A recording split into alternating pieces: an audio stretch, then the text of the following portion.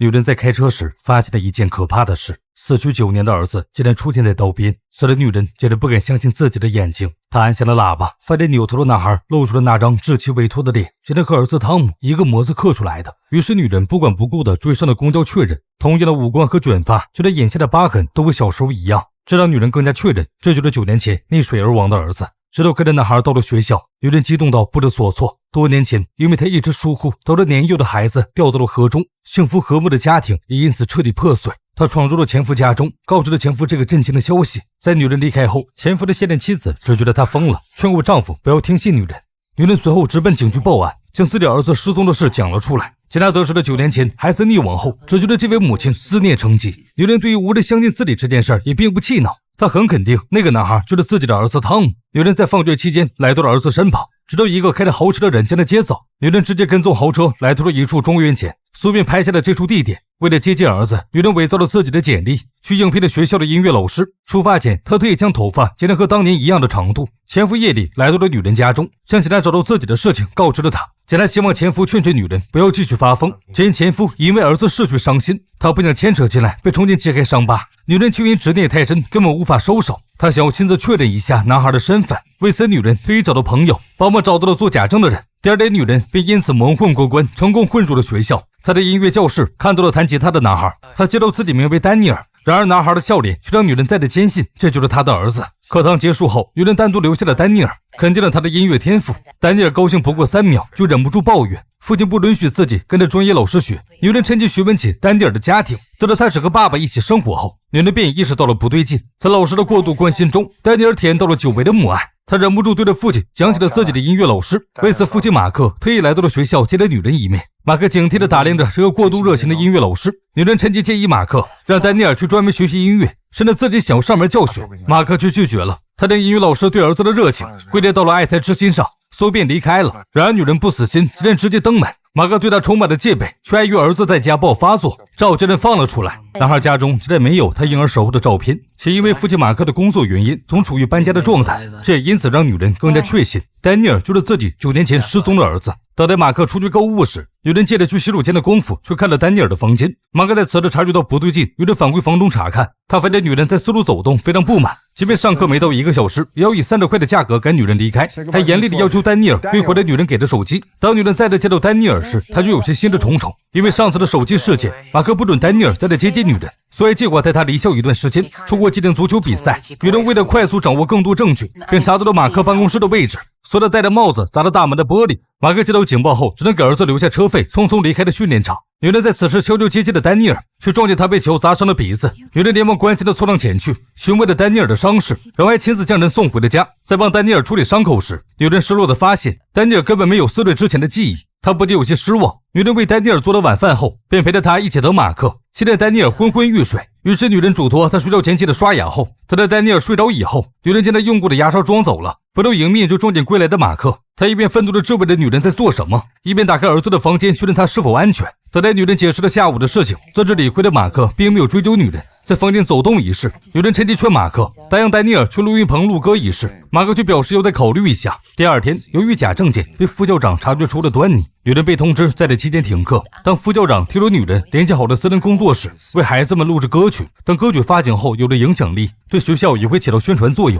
于是副校长决定网开一面，允许女人最后一次带学生们去录歌。女人已经联系好了前夫，让他充当调音师，趁机和丹尼尔见一面。随着歌曲录制完毕，马克也忍不住欣赏起了儿子的音乐才华。他开心地和女人告别时，便趁机邀请她去郊游作为报答。马克离开前特意递上了自己的名片，女人便迫不及待地询问前夫是否认出了儿子。然而前夫却认为儿子已经溺亡，不可能会死而复生。女人注定在寻子这条路上孤军奋战。也给丹尼尔罕见地询问了马克关于自己母亲的事情，却没想到马克因此发了一通脾气。丹尼尔下了淘宝后，突然发现女人给马克发来了自己的住址。丹尼尔打开父亲的手机，特意搜索了一下女人，发现她正在寻找失踪的孩子，心中也因此有了大胆猜测。于是丹尼尔第一次主动离家，鼓起勇气按照地址拜访了女人。得知父子俩有了矛盾后，丹尼尔想要借宿，女人立刻答应了下来。突然有人敲响了房门，打断了两人谈话。有人示意丹尼尔到楼上躲避，自己则迎接了客人，竟然是一直追踪儿子失踪案的警察。他抱歉地表示警局决定放弃这个案子。然而同样身为家长的警察为了表达诚意，特意上门告知。有人送走警察后，只觉得心乱如麻。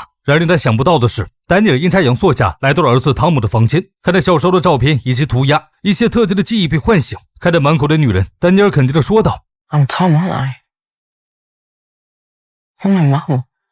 女人看着儿子认出自己，感动地流下了泪水。女人为了证明男孩是自己的儿子，特意取出了他的唾液。等待的结果期间，她迫不及待地收着行李，想带着儿子远走高飞。考虑到丹尼尔没有护照，女人需要做一件事，那为了找到曾经办假证的朋友，为儿子办理假护照。因为女人曾经和那些人起过冲突，朋友因此被揍了一顿。考虑到女人情况紧急，朋友只能硬着头皮再次帮忙联络了线人。此时马克因为愧疚，提前结束工作，想给孩子道歉，却发现丹尼尔用自己的手机搜取了女人寻死的事情。马克立刻明白了过来，等待女人将儿子的照片发给了办假证的人后，他承诺明天给出3000块的费用。让他匆忙赶回家时，却发现屋中空无一人。丹尼尔只在桌上留下了一封信，他为了自己毕竟和马克父子一场，于是决定要好好告别，并约好明天学校见。第二天，女人去学校找丹尼尔，却扑了个空。他烦躁地离开学校时，马克已经在此等候。他以丹尼尔的名义邀请女人一同去郊游，并表示丹尼尔已经在郊外等候。女人毫不怀疑地坐上了车。然而马克停车开门期间，女人接到了家人电话，他赶紧将自己的位置告知家人，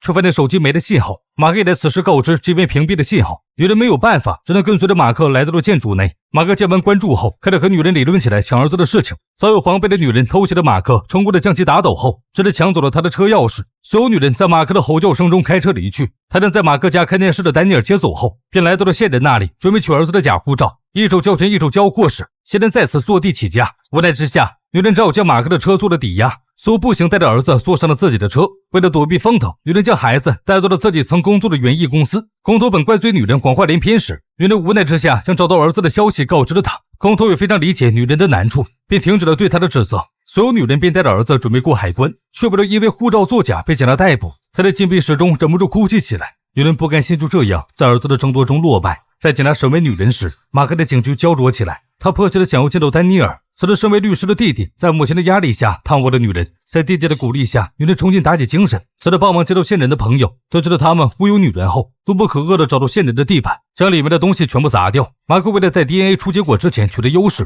立刻叫了律师为自己辩护。然而警察可怜女人寻死多年，接着顶着压力拿到了 DNA 的验证结果。结果出来以后，很显然丹尼尔就是女人失踪已久的儿子汤姆，而马克和丹尼尔根本毫无血缘关系。女人被无罪释放，马克反被逮捕起来。丹尼尔心情复杂地回到家后，询问起自己是怎样失踪的。女人开始和他回忆起以前的事情，他愧疚地将自己的疏忽讲了出来。丹尼尔看着痛苦的母亲，也没有因此责怪他。母亲带着丹尼尔来和家人相认，气氛却有些尴尬。在用餐期间，女人发现弟弟和母亲在庭院中争吵，然而他一回头，却发现丹尼尔吃了过敏的贝类，连忙让他吐出来。丹尼尔却有些疑惑，他一直没有忌口。前夫的现任妻子也因此产生了疑心，请求了丹尼尔和丈夫重新做一次 DNA 检测，却直接被怼了回去。We're gonna get another test done.With or without your help. 一位女人的朋友砸了线人老巢，他们因此盯上了一行人。随着女人发现自己独自做了 DNA 检测报告，竟然显示她和丹尼尔没有血缘关系，于是女人决定找到马克一探究竟。接着则暂时替女人照顾了丹尼尔。马克最终同意了女人的探视，终于地讲出了妻子死亡的真正原因。因为妻子生了丹尼尔后得了产后抑郁，在丹尼尔4岁时，妻子当着孩子的面自杀了，这也成为了孩子的心理阴影。女人这时才意识到自己错的有多么离谱。为了弥补自己的过失，女人决定向警察申请重新做一次 DNA 检测报告。此时女人的朋友被线人的势力追踪，后来同伴急着出手吓跑了一行人。此时女人打了电话，得知弟弟竟然偷偷带走了丹尼尔，直到询问的母亲才问出了下落。此时弟弟带着丹尼尔翻肚在湖上，讲述了事情的真相。原来弟弟为了帮助姐姐脱罪，将 DNA 结果伪造了。丹尼尔的确是马克的儿子，但是弟弟为了拯救姐姐，决定要将他毁尸灭迹。等待女人和母亲赶到后，弟弟终于讲述了当年的事情。等待女人分心去点火时，父母因为倾倒了酒杯忙碌起来，女人的丈夫却在和别人瞎整。等待时机成熟，连人钻在小树里，